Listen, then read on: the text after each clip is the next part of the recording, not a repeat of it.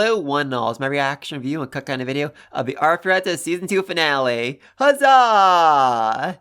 And I think we can all agree that this season was a vast improvement over Season 1, and not just because the CGI looks so much better. I mean, that whole monster army still didn't look great, but overall, it was definitely better than what we got back in Season 1.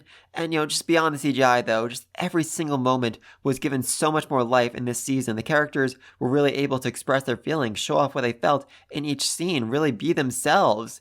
I mean, part of that's definitely because instead of trying to cover 4 volumes, they only covered 2 volumes light novel. That helped. That definitely helped. And I am cautiously optimistic that we will get a 3rd season. I mean, like I said, Season 2 was definitely improved over Season 1, and the series is still really popular in Japan. The latest volume of light novel sold incredibly well, so yeah, Season 3 could definitely happen. I mean, I actually just heard today that they announced a new OVA was going to be made that's apparently going to have Hajime meet the Liberators, who have been dead for quite a while, so I'm not really sure how that's going to work, but I am definitely interested in seeing it. Oh, that'll be fun. That'll be a lot of fun. And we still have the bonus episode that was released alongside the first volume of the Blu-ray in Japan. I haven't been able to find a copy of that online quite yet, but from what I've seen, apparently it covers the chapter light novel where all the girls try on each other's outfits to see who looks best in what. Oh, I'm looking forward to that. I am very, very much looking forward to that. But as for this episode, it's mostly going to be, an epilogue of this entire season, wrapping up the battle, showing what comes next, showing how everyone's dealing with, all the drama and tragedy they had to overcome. But even though it's just going to be basically an epilogue, they are still going to need to cut out a lot from this volume of light novel. And I do mean a lot. Seriously, this epilogue has an entire subplot where Yui castrates a guy with a black hole. And not for the first time. In fact, that dude was actually fighting someone who Yui castrated back in Volume 2 when he tried a little bit too hard to flirt with her by Lupin diving into her, so she froze him and then very slowly and very painfully castrated him in front of everyone. Yeah, that was dark. That was really, really dark. And then apparently that dude became an apprentice to a gold-ranked adventurer named Christabel, who transformed him into a muscle maiden named Maribel.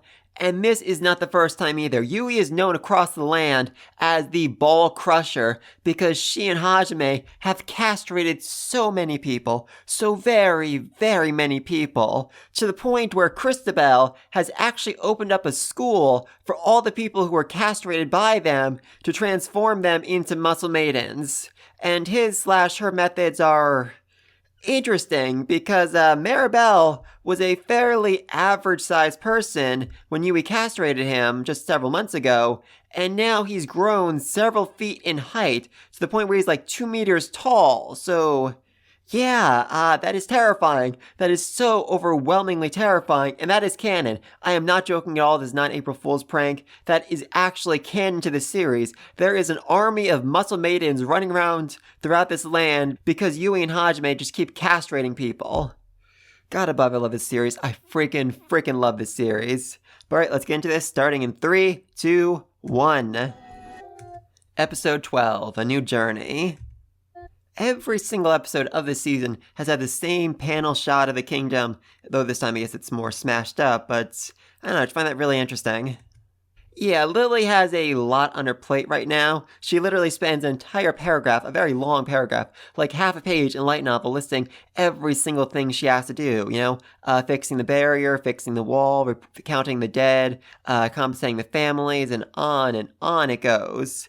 It's a long list. It is a very long list. Poor girl. Poor girl. And what's more, she's not even next in line to be the king, queen, whatever. Apparently her little brother, who is like 10 years old, is next in line for the throne instead of her, even though he is an absolute and complete crybaby. Seriously, in this part of light novel, he actually attacks Hajime, and Hajime beats him down with sugar cubes. Again, not joking. Hajime knocks him down with sugar cubes over and over again. Oh, I love that man. I really do. Okay, so they're actually going to explain this here. Interesting. When they didn't explain this in the last episode, I assumed it'd just be, completely ignored. But no, they're going back. They're explaining that Eri basically used the corpse of, what's her name? Katleya, that's her name. I always forget because it's never actually mentioned while she's alive. It's only after she dies that people are like, oh, Katleya, Katleya, we miss you so. Anyway, though, yeah, Eri used her corpse to deliver a message to the demons, basically saying, hey, I want to work with you, and I am really good at controlling the dead. Why don't we, team up together and wipe out all of humanity? Just, leave me and Koki alone so that I can have him for the rest of eternity as a zombie lover. God, that girl's messed up. That girl is seriously, seriously messed up. I mean, that doesn't actually sound like all that bad a deal from the demon's perspective. She did a lot for them, and all she asked in return was not to be murdered and to let Koki live, or I guess Koki died. Koki to be a zombie without them interfering. And in exchange, she wiped out most of the knights, or 500 of the knights, all of her classmates, the heroes chosen by Eats. She did a lot for them, and she asked for very little in return. Oh wow, they're even explaining this too. I was not expecting that. They are really going in detail here. Yeah, her unique magic spirit binding actually takes quite a while to work, quite a while to take effect. At least a good minute. It's a very long chant. And a person's soul leaves their body fairly quickly after they die. If she didn't do the chant, quickly enough, the person's soul would dissipate and they'd just be a regular zombie instead of a super smart zombie like she wanted. Yeah, the king and all the ministers, they're dead too. That's why, Lily's brother is going to become the next king. And she's going to be, something apparently.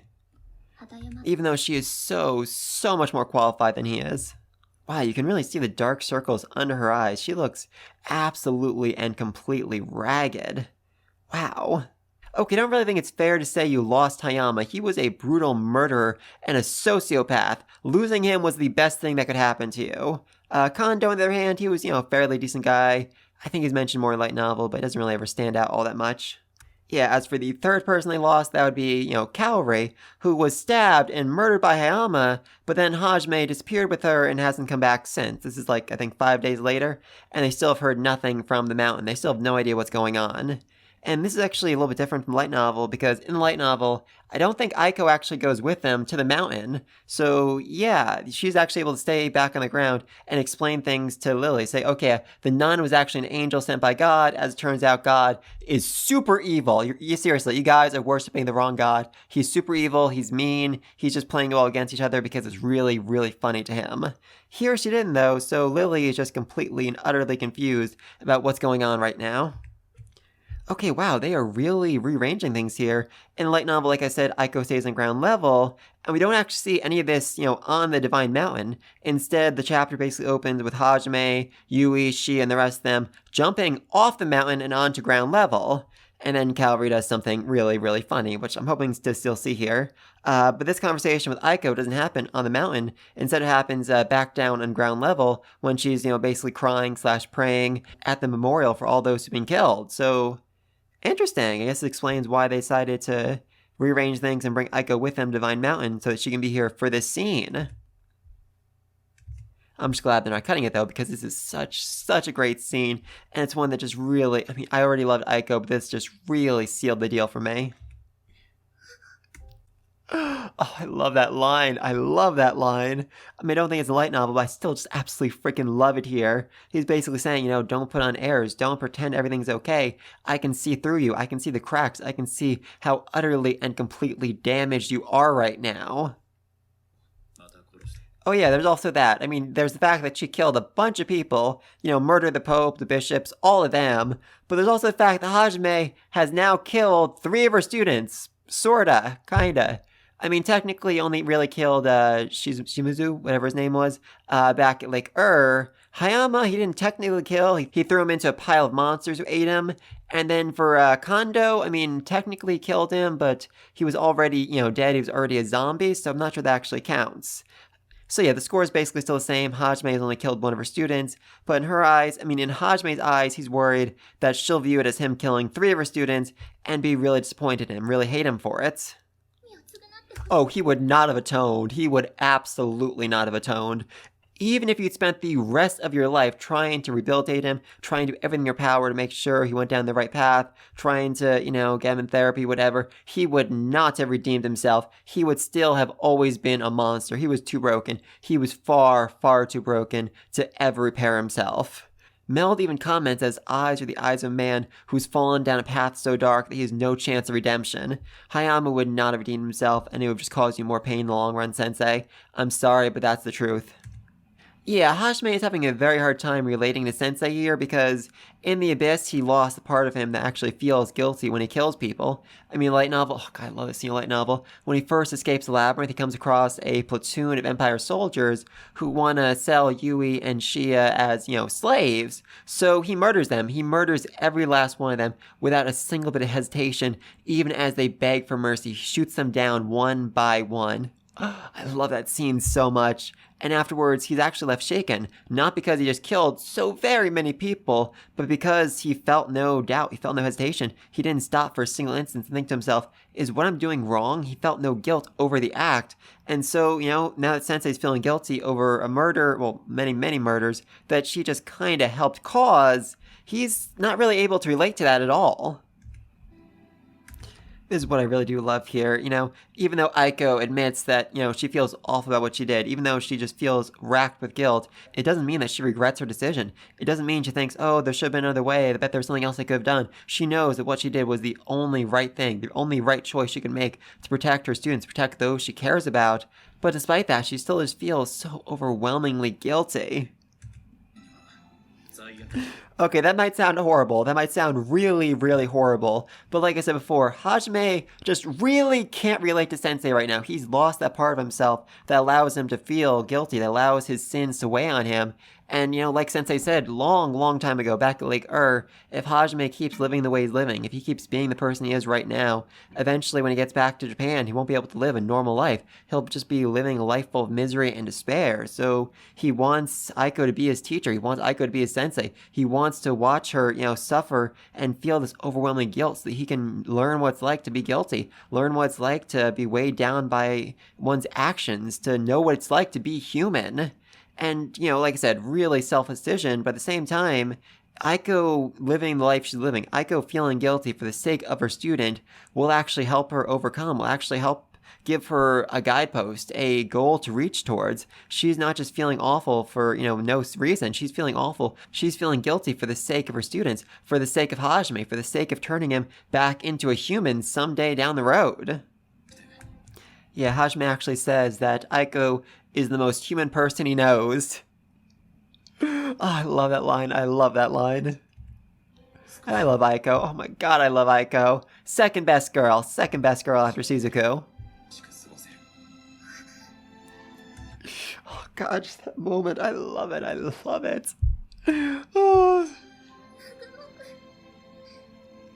oh god, that's adorable. That is so adorable. I mean, let's not forget, she is a 25-year-old. She is his teacher, and she's just bawling her eyes out in front of him. Oh, that must hurt her pride. That must seriously hurt her pride as a teacher. A reliable, strong back to lean on, Hajime turns away so that his teacher can cry in peace without being watched by her student. Oh, I love this moment. I love this moment so much.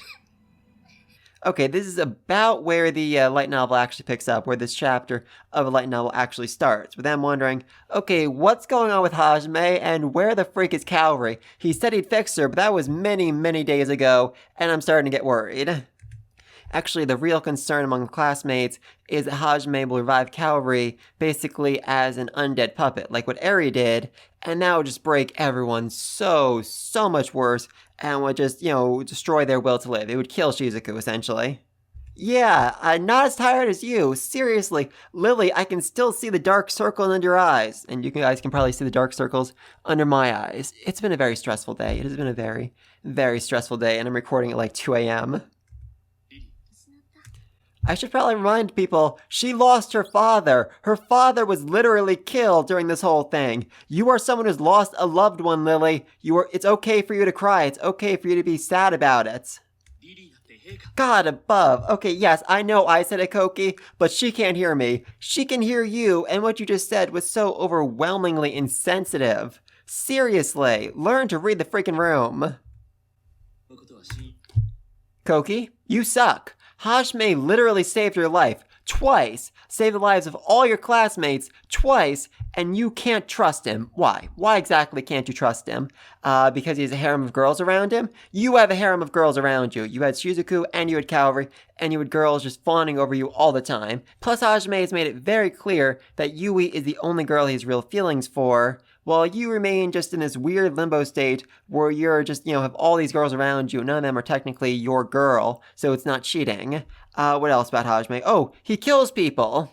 Koki, you agreed to go to war against the demons without realizing that involved you killing people. That's on you, buddy. You agreed to go to war, Hajime didn't. So Hajime killing people, because of you, because the actions you made, is kind of on you as well. So yeah, what exactly can't you trust about Hajime? Seriously. Really, the light novel even says that he is just jealous and can't admit it, though it does have this one line which I absolutely freaking love. Although it was possible that the realization might have made him grow. Seriously, even the narrator is throwing shade at Koki for being too dense to realize he's just feeling jealous about how amazing Hajime really is. Actually, in this part of the light novel, Lily looks up at the clear, blue, beautiful sky and wonders if it's mocking her. Oh, I love it, I love it. And then she starts seeing something falling very, very quickly from the sky. Okay, that was just some really bad animation right there. Seriously, that was bad. That was really bad. But, alright, moving on. Yay! They all landed! Though Aiko-sensei is a little bit worse for wear. She really can't handle that insane speed or sudden stopping all that well. Which makes sense. She is not a monster. She is a normal, ordinary person. Her magic skills are just a little bit better than the average person. Yeah, Shizuku's really happy until she realizes, wait a second. Where's Kaori? You promised you'd fix her. Why isn't she here with you?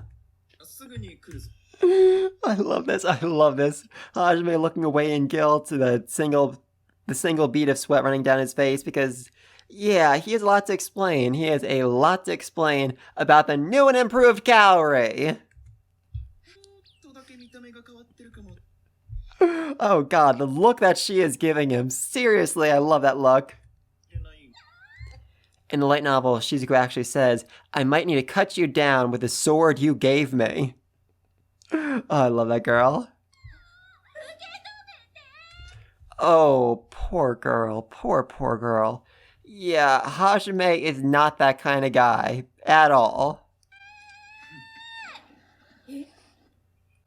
Again, really bad animation right there, but just the look of surprise in her face was so priceless. So absolutely priceless. I love it. I freaking love it. And she's down. She actually lands on her face in a light novel, and people briefly wonder, is she dead? Thankfully not. She's still alive. Yay! The fallen angel. It's actually a little bit different in the light novel where, Kaori actually says, hey, Shizuku-chan, it's me! Kaori! Hi! And then she's like, oh my god, it's you, Kaori! Meanwhile, Lily and Aiko are screaming, it's Noit, the evil angel! She's come to kill us all! Everyone get to battle formations! Oh, that was funny. Both ways are pretty funny. Oh god, I love the sad, vulnerable Shizuku. I absolutely freaking love it.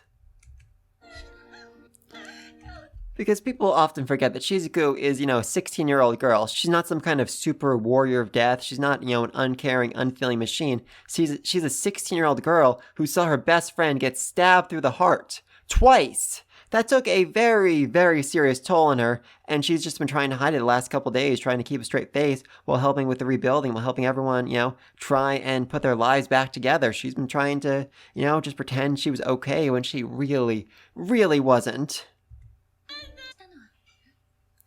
Yeah, Kaori really isn't all that happy with her being the weakest member in the party and being killed so very, very easily. Seriously, Hayama is not that strong, but he killed her with very little effort. And so she wanted to become stronger, strong enough to have a proper role in Hajime's party. And at first she basically said, okay, Hajime, put me in a golem, put me in the strongest golem you can make. Therefore, I will be way stronger than I was in my human body. And he was about to, and then realized, wait a second, didn't I kill an angel recently? She was mostly human. I bet I could just stick her soul in that body instead. And then she'd be way stronger. And she is way, way stronger. Seriously. She can fly. She has the wings of disintegration. She has those giant swords. She is way more powerful. Seriously, almost at Hajime's level. Love that. Though I still would have absolutely loved to see Hajime build her body, build a golem for her soul to inhabit. That would be... Oh, that'd be fun. That would be a lot of fun. Actually, almost did it back in Volume 1. Apparently, Oscar Orcus's big dream was to have a robot made, and so Hajime built one until Yui found it and utterly and completely destroyed it. That would have been amazing. That would have been so, so amazing. Plus, we'd have so many scenes of Hajime just tinkering on her body, working on her constantly, because he is such an overwhelming perfectionist. He wanted to make sure that every single one of the weapons implanted in her was, able to operate at its highest level of efficiency. That would have been amazing. That would have been so absolutely amazing. But instead, we have Kaori being turned into an angel of death. Yay! Yeah, my favorite part of the light novel, at least this part of the light novel, is the fact that Hajime says they are relatively certain they can bring her body back to its original state using restoration magic. Relatively certain that her body hasn't been utterly and completely destroyed by being frozen and remaining dead for a very long time. That feels like something you need to be, at least a little bit more sure of. No, I'd say the one that takes the cake is the time she went to a video game store, attempted to buy an 18-plus video game so she could talk to Hajime about it, and then told the cashier it was a gift for her father. All while Shizuku just watched on in absolute and complete horror. Oh, I love these two together. I absolutely love these two together. Oh, God, I love Shizuku. I absolutely freaking love Shizuku. She has found out that her best friend's soul has been placed in the body of an angel of death. And unlike Koki, who's, all mad and complaining and crying and just being an absolute awful person, she's, thanking them. She's grateful to them for saving Kaori in a certain way. Oh, Shizuku's best girl. Shizuku's best girl.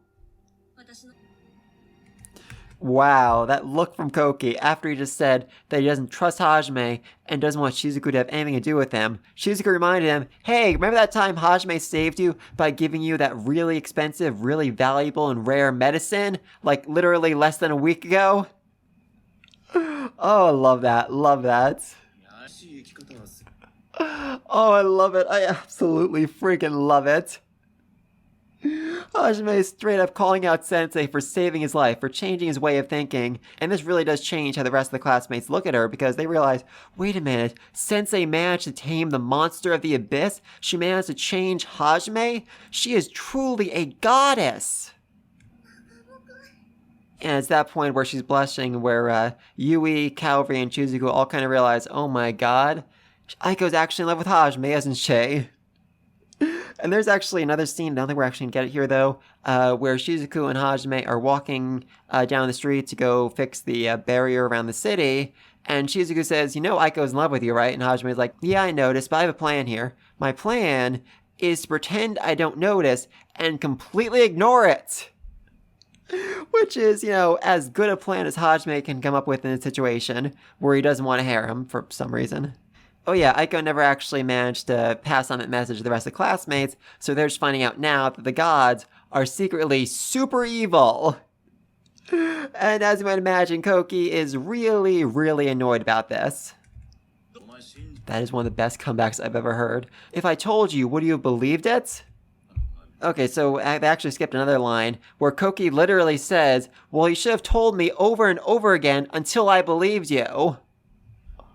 Which was, frankly, one of the stupidest things I've ever read in my entire life. Koki basically said, yes, I know I'm overwhelmingly dense, but if you just kept explaining it to me, like, really, really slowly, like you were talking to a monkey or a squirrel, maybe I would have eventually figured it out. And Hajime's response to that is basically, why would I need to go through the effort? Why would I bother doing it if you're too stupid and stubborn to actually listen to me? Instead, though, we're going right next to Koki's next line, where he seems to think that he and Hajime are going to fight the gods together.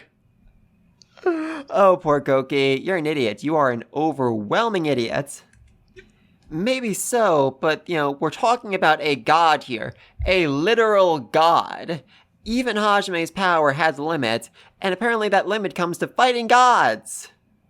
I mean, he just barely beat an angel, and he's not really sure how many more angels are out there. I mean, he saw an angel in the flashback he had when he was in the underwater labyrinth, and he's kind of wondering in this moment in the next scene, there might be more angels out there, so maybe I should get a bit stronger and get other people stronger so that they can serve as, essentially meat shields. I love this moment. I really do love this moment. Hajime is basically saying, you don't have power so that you can do things. You want to do something, and so you get the power to do it. When Hajime fell into the abyss, his goal, his dream, his only thought and ambition was to get out, to get back to Japan. And so he acquired the power needed to do it. He acquired the power needed to survive. Even if it meant having his body torn apart over and over again, wandering through the abyss, facing off against monster after monster, he would keep going until he acquired the power he needed to get back to Japan, get back to his parents, get back to everything he knows and loves.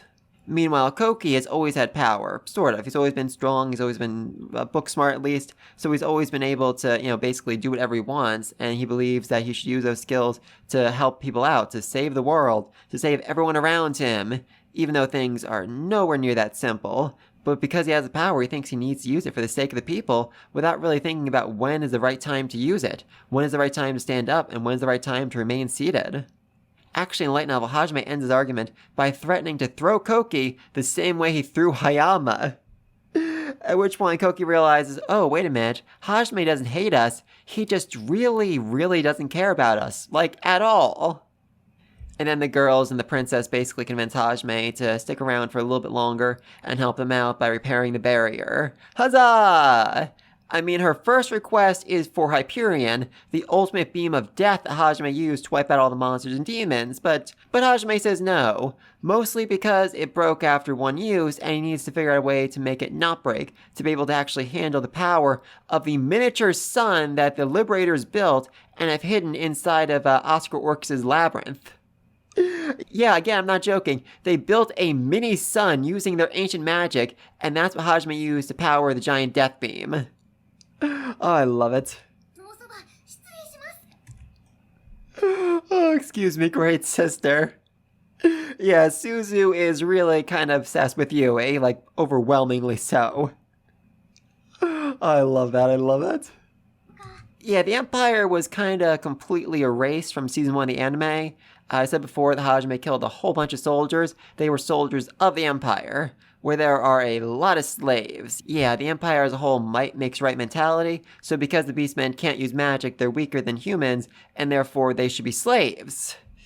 Very twisted place, very twisted place. Though the kingdom they're currently in doesn't have Beastmen slaves because they hate Beastmen so much, they refuse to even use them as slave labor. God, that's next level racism. That is next level racism. Their second appearance, though, is when the Emperor himself arrives in disguise to fight Koki. And, he's very disappointed because Koki is unable to go in for a killing blow, and Koki seems to believe that demons and monsters are the same thing, meaning that he'll never be able to be a true warrior. He'll never be able to actually turn the tides in the battle against the demons. Oh, he also proposes to Shizuko. Yeah, the Emperor of the Empire proposes to Shizuko. She says no, obviously, but that is a very important detail if we ever get a Season 3. Yeah, this really isn't all that far out of Hajime's way, so he's agreeing just to take her, to the Empire's land, to drop her off basically at the gates of the Imperial capital, and then get out of there and head towards the Sea of Trees, because it really isn't all that much out of his way. Hajime's being at least a little bit nice here. Good for him. He also is, fairly impressed with the princess, willing to, basically go out on her own to foreign land, to another country, and negotiate directly with them. He respects her grit and determination at least a little bit. How? Really, how will you protect her in a way that Hajime can't? And of course, oh god, this whole line, I have to be the one that saves the world. You couldn't beat Hajime if both his hands and feet were tied behind his back. There is no way on God's green earth that you're going to be the one that saves the world. I'm sorry, Koki, you are not the protagonist of this series. Wow. Seriously, the cringe here, just the cringe. I love it. I love it. Though I guess he has learned something at least. I mean, he wants to become stronger now for the sake of saving the world, so that is what Hajime told him to do, to gain power for a purpose. That purpose is saving the world. Kind of works out, I guess.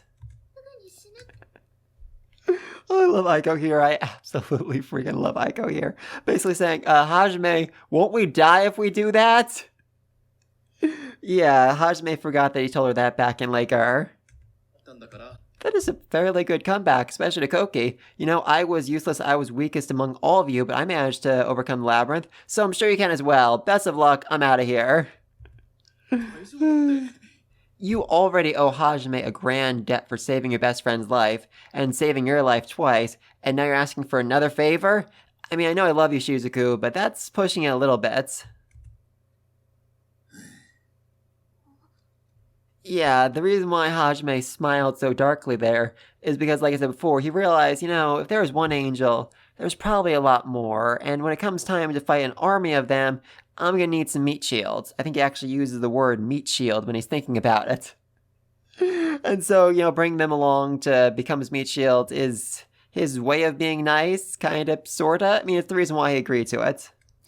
And another thing I also need to point out here is that in order to complete a Great Labyrinth, you don't just need to make it to the end, you actually need to be evaluated by the labyrinth at the end of it to ensure that you've, you know, done the challenge, that you didn't just coast off someone else's hard work. You can't just, you know, get dragged along to the very end of it and expect to get god-tier magic. You need to actually put in the effort.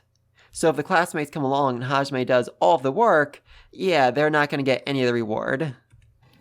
Yes, literally that, literally that. Oh, that is dark. That is so overwhelmingly dark, and I love it. And I love that Yui just points out, literally says out loud. I mean, light novel, she just, you know, instantly recognizes what Hajime's thinking. Here she says it. Here she says it for everyone to hear. Okay, that was adorable. That really was. Though it's gonna get out of hand very, very quickly. That was a interesting shot right there. Yeah, that's a very, very interesting shot right there. Wow. Oh, come on, you two. At least cut the meat a little bit. That is way too big a chunk. Cut it. Be delicate if you're going to feed someone. Really, so rude. I think you have. Kaori has brought you on a lot of crazy adventures. I definitely think there's times where you've been more uncomfortable than this. And she's all shy and embarrassed because she's eating off the same fork that Hajime bit into. An indirect kiss. How adorable. How adorable. Of course. Oh, Yui calling her a hentai. I love that. I absolutely love that. Enjoying the taste of Hajime. That is one way to put it. That is certainly one way to put it. Yeah, that's worse. That is certainly worse, and so overwhelmingly unnerving. I mean, that's a fairly good point. He's kissed Yui, obviously. He kissed Shia when he was giving her mouth-to-mouth. He kissed Aiko when he was giving her mouth-to-mouth. Kaori kissed him after he saved her from the ghost. So, yeah, the only one he hasn't kissed is Tio. Poor Tio. She deserves better. In the light novel, maybe the anime too, I can't really remember, Hajime does say, if you keep Sensei safe, I will give you a reward. So it's not like she's asking this from out of the blue. Also, when Shia saved Aiko from the demon assassin back in season 1, Hajime also offered her a reward. But weirdly enough, the reward she asked for was for Hajime to take away her virginity, and Hajime said no, but Yui said yes. Yui was okay with Hajime sleeping with Shia because she loved Shia like a sister and wanted her hard work to be rewarded. Oh, I love those two. I absolutely love those two. But essentially, you know, Hajime said no because he's an old-fashioned kind of guy, a direct quote from light novel, by the way, and only wants one girlfriend. So instead, she asked for Hajime to take her out on a date, which she did, and that's how they met Miu. Huzzah! And as for the reward that Tio wants, yeah. Oh, God above, this is gonna be painful. This is gonna be painful. Oh, yes, you will. You abso-freaking-lutely will be unreasonable. I can guarantee that. Yep, like I said, unreasonable. Overwhelmingly unreasonable. And of course, I also need to remind you, this is happening with all of his classmates literally like 5 feet away from him. And they're going to God, I can't even really say misinterpret the situation because that is basically what Hajime did when he first met her. Oh, it is not reasonable. It is not reasonable at all, especially because you're asking for this during dinner. You are asking for this while people are trying to eat their freaking food. Wow, again with the wording there. Seriously, Tio. I honestly think you're trying to embarrass Hajime on purpose. For the record, Aiko, very jealous that Hajime was eating off everyone else's fork and almost offered him food off of her fork. So yeah, she kind of wants to pile on here and make Hajime suffer just a little bit.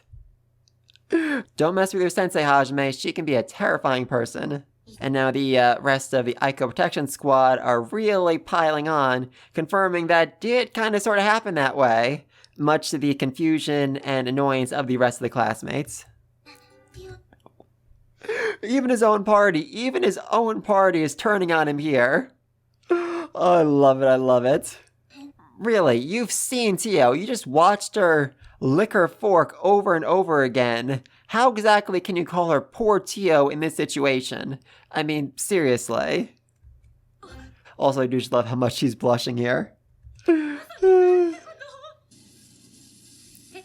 Yeah, Tio, this is a lesson you probably should have learned, a really long time ago. Don't mess with Hajime. Seriously, don't mess with Hajime because he will call your bluff. He will 100% call your bluff even while everybody is trying to eat their freaking dinner. Run, Tio, run!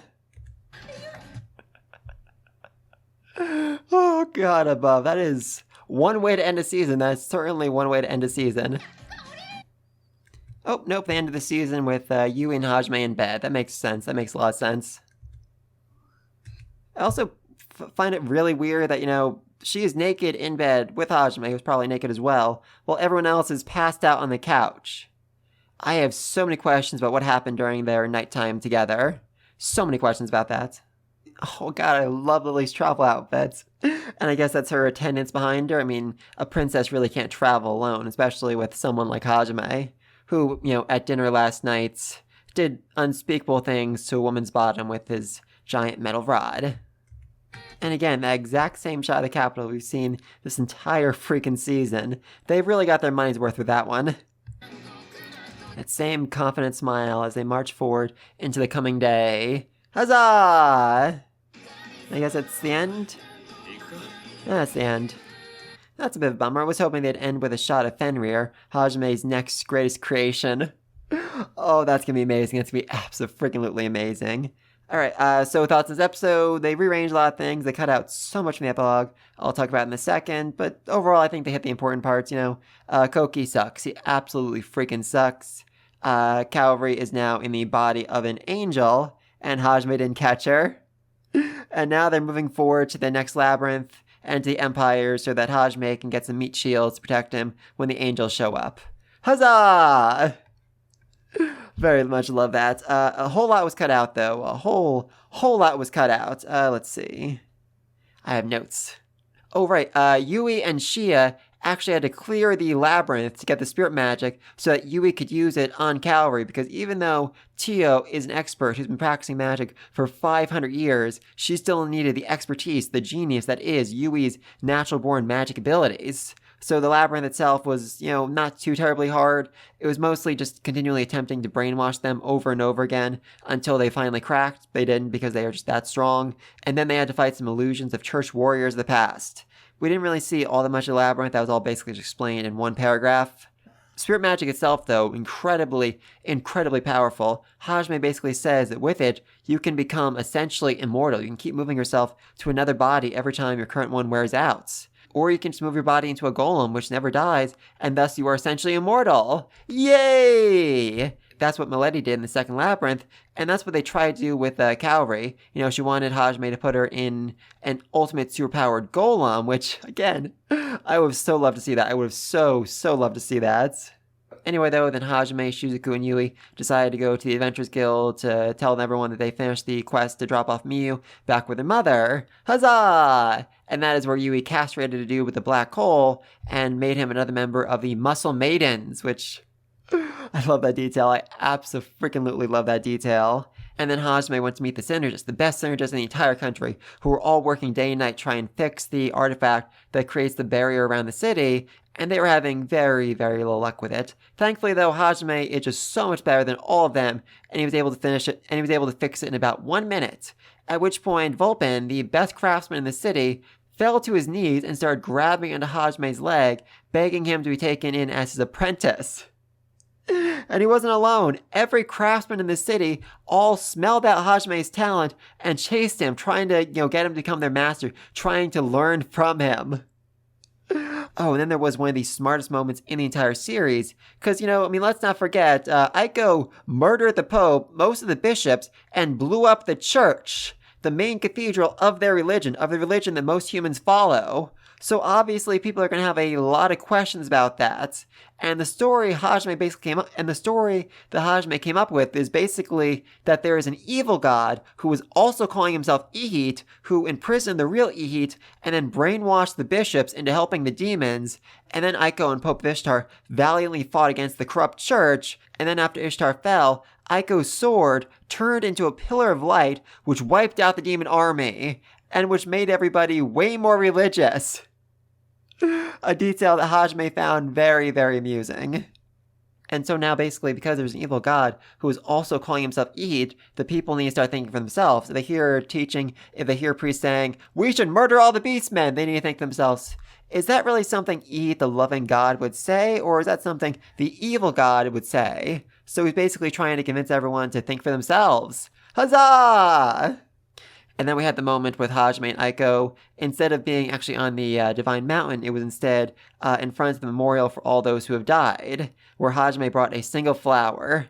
And for some reason, Aiko seemed to think the flower was for Hayama, which...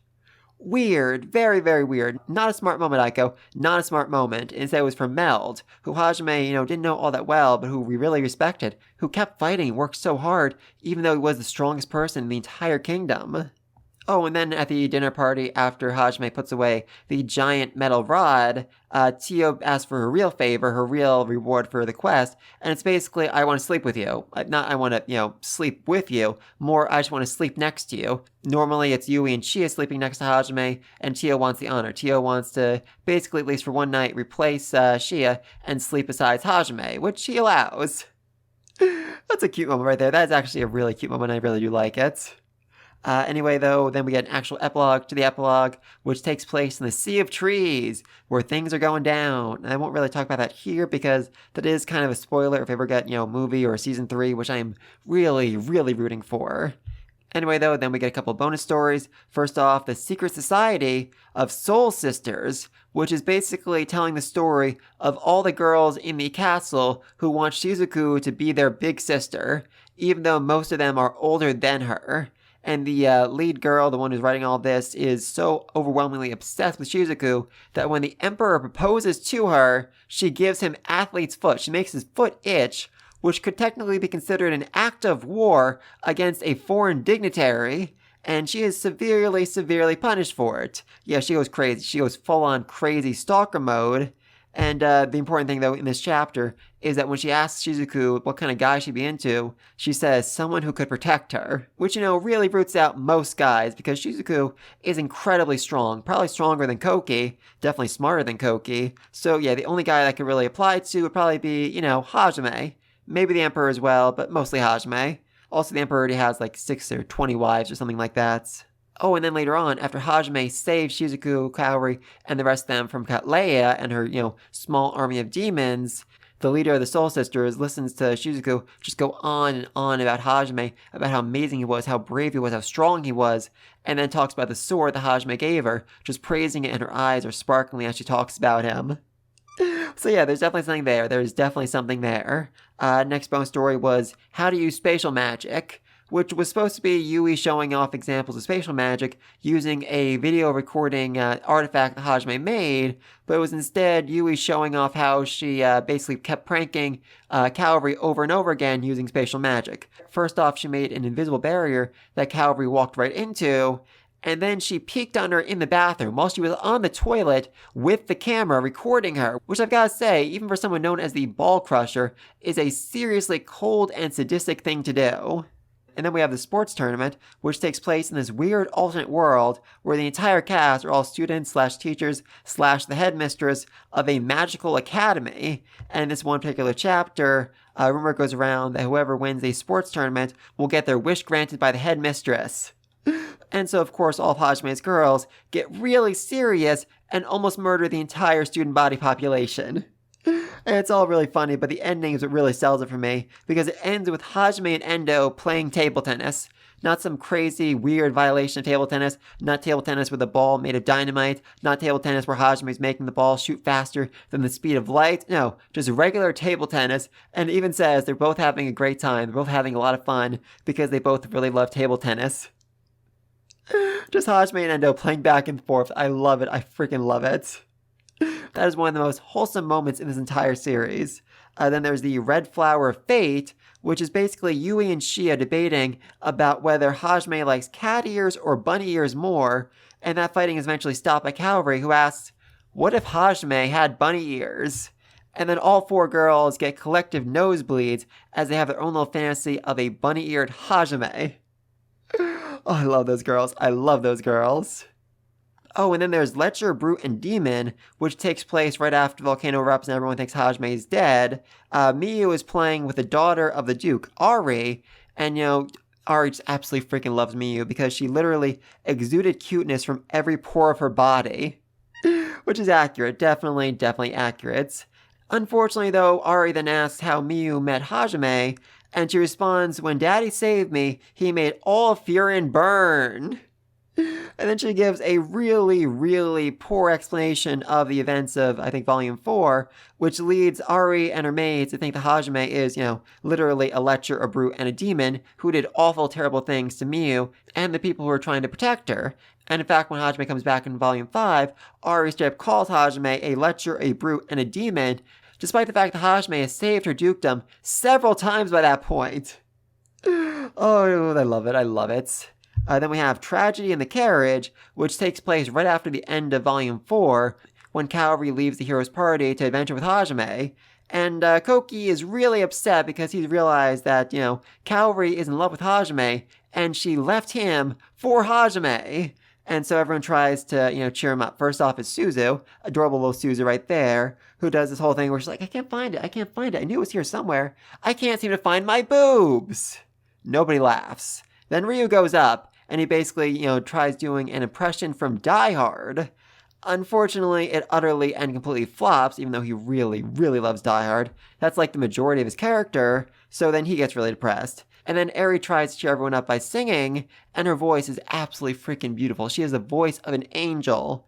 Unfortunately, she has a really twisted sense of romanticism, and ends up singing the most depressing love song ever written, and that just depresses everyone else even more. And finally, Shizuku stands up and tries to cheer everyone up by doing a fake interview of all the students, but when she mentions Hajime, Koki gets even more depressed, and then Shizuku gets so embarrassed by her actions that she tries hiding behind her ponytail.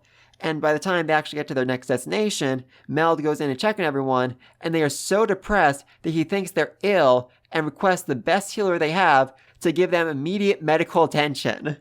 Oh, I love that. And then finally we have the Honest Woodcutter, which basically just takes the old parable, oh, did you throw in a golden axe or a silver axe? And twists it on its head because Hajime is a woodcutter who uses an Azantium chainsaw to chop down all the trees and enemies, and then when he drops his gun into the pond, the goddess, aka Yui, pops up and says, did you drop this rabbit, aka Shia, or this priestess, aka Kaori? And he says, no, I dropped my freaking gun. And then, Hajime is basically forced to take the goddess, take Yui, in order to get his gun back. Yeah, not the best one, but it was a funny way to end it all. And that is my final thought on Season 2 of Arifureta. Like I said, the bonus episode involving everyone trading clothes is out there somewhere, and I will do a reaction video to it as soon as it pops up, whenever that happens.